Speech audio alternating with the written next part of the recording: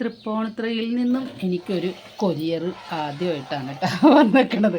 നമ്മുടെ അടുത്ത് തന്നെയാണ് തൃപ്പൂണിത്തുറ വെച്ച് കഴിഞ്ഞാൽ അവർ നമ്മുടെ അടുത്തുനിന്ന് വാങ്ങിക്കുന്നതാണ്. അപ്പം നമ്മുടെ ഷോപ്പ് ഒന്ന് ഷിഫ്റ്റ് ചെയ്ത് ഇങ്ങോട്ട് മാറിയപ്പോഴത്തേക്കും വീടിൻ്റെ അടുത്തോട്ട് മാറിയപ്പോൾ വരാനുള്ളൊരു ബുദ്ധിമുട്ട്, സമയക്കുറവ്, എല്ലാവരും ജോലിക്കാരല്ലേ. അപ്പോൾ അതിന് വേണ്ടി പിന്നെ ഇങ്ങോട്ട് വരണ്ടേ. അപ്പോൾ കൊരിയറായിട്ട് അയക്കാവോ ചോദിച്ച് 10-40 രൂപയുടെ ഇതല്ലേ ഉള്ളൂ. ഞാനപ്പോൾ വരുന്നതിനേക്കാളും നല്ലത്, ഞാൻ വണ്ടി ഓടിച്ച് വരുന്നതിനേക്കാളും ഒക്കെ നല്ലതാണിത്. എൻ്റെ വീടിൻ്റെ മുറ്റത്ത് ഈ സാധനം എത്തും. അപ്പോൾ എനിക്ക് എനിക്ക് കൊരിയർ അയച്ചു തന്നാൽ മതി എന്ന് പറഞ്ഞിട്ടാണ്. അപ്പോൾ അങ്ങനെ തൃപ്പൂണിത്തുറ നമ്മുടെ വീടിൻ്റെ അടുത്ത് തന്നെ എന്ന് പറഞ്ഞിട്ട് കാര്യമില്ല, 2-3 സ്റ്റോപ്പ് വ്യത്യാസമുണ്ട്.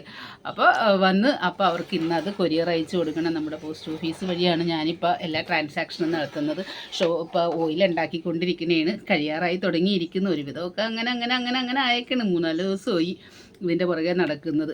അപ്പോൾ ഷോപ്പൊക്കെ ക്ലോസ് ചെയ്തിട്ടായിരിക്കുള്ളൂ. പക്ഷേ നമ്മൾ ആവശ്യത്തിനുള്ള കാര്യങ്ങളൊക്കെ നമ്മുടെ വർക്ക് നടക്കുന്നുമുണ്ട്, നമ്മുടെ കാര്യങ്ങളൊക്കെ നടക്കുന്നുണ്ട്.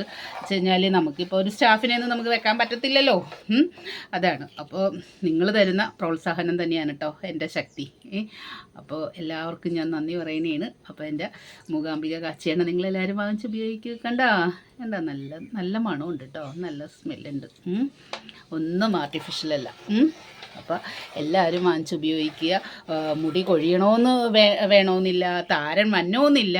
നമുക്കൊരു ഓയിൽ പറ്റണമെന്ന് തോന്നുമ്പോൾ നമ്മുടെ വീട്ടിൽ നമ്മളുണ്ടാക്കുന്ന ഓയിൽ, ഞാൻ ഒരുപാടൊന്നും ഉണ്ടാക്കുന്നില്ല കേട്ടോ. എല്ലാവരും എന്നോട് ചോദിക്കും, വ്യാവസായിക അടിസ്ഥാനത്തിൽ ചേച്ചി ഉണ്ടാക്കേണ്ട വരുമ്പോൾ ചേച്ചി എന്ത് ചെയ്യും, അപ്പം എങ്ങനെയാകും ഈ സാധനങ്ങളൊക്കെ കിട്ടുമെന്ന്. അത് വലിയൊരു ചോദ്യം തന്നെയാണ് കേട്ടോ.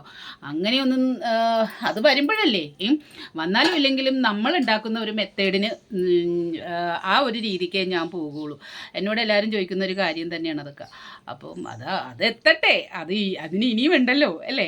അപ്പോൾ ഇപ്പം ഞാൻ എന്താ ചെയ്യണമെന്ന് വെച്ച് കഴിഞ്ഞാൽ, നമുക്ക് ആവശ്യമുള്ള ആൾക്കാർക്ക് നമുക്ക് കൊടുക്കാൻ സാധിക്കുന്നുണ്ട്.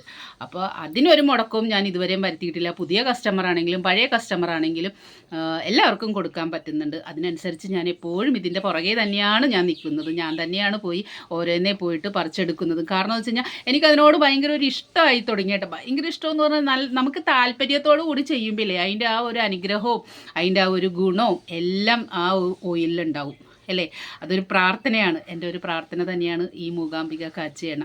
അപ്പോൾ എല്ലാവരും വാങ്ങിച്ച് ഉപയോഗിക്കുക. 5 വയസ്സ് തുടങ്ങിയിട്ടുള്ള എല്ലാ കുട്ടികൾക്കും ഉപയോഗിക്കുക കേട്ടോ. ജലദോഷമോ തലനീരക്കോ മൂക്കൊലിപ്പോ ഒന്നും ഉണ്ടാകില്ല കേട്ടോ. കാരണം എന്ന് വെച്ച് കഴിഞ്ഞാൽ അങ്ങനെയുള്ള നല്ല നല്ല സസ്യങ്ങളാണ് നമ്മൾ ചേർക്കുന്നത്. അതിൻ്റെയൊക്കെ ഒരു ഗുണം, ഈ മുക്കൂറ്റിയുടെയും മുയൽ ചെവിയൻ്റെയൊക്കെ ഒരു ഗുണമെന്ന് പറയുന്നതില്ലേ, ഒന്നും പറയാൻ പറ്റത്തില്ല കേട്ടോ. ഇപ്പോഴല്ലേ എനിക്കും ഇതിൻ്റെയൊക്കെ പവർ മനസ്സിലായത്. അപ്പോൾ ഇതൊക്കെയാണ് ഇന്നത്തെ എൻ്റെ മൂകാംബിക കാച്ചിയെണ്ണയുടെ മരട് നെട്ടൂരിൽ നിന്നുള്ള വിശേഷങ്ങൾ. ഓക്കെ.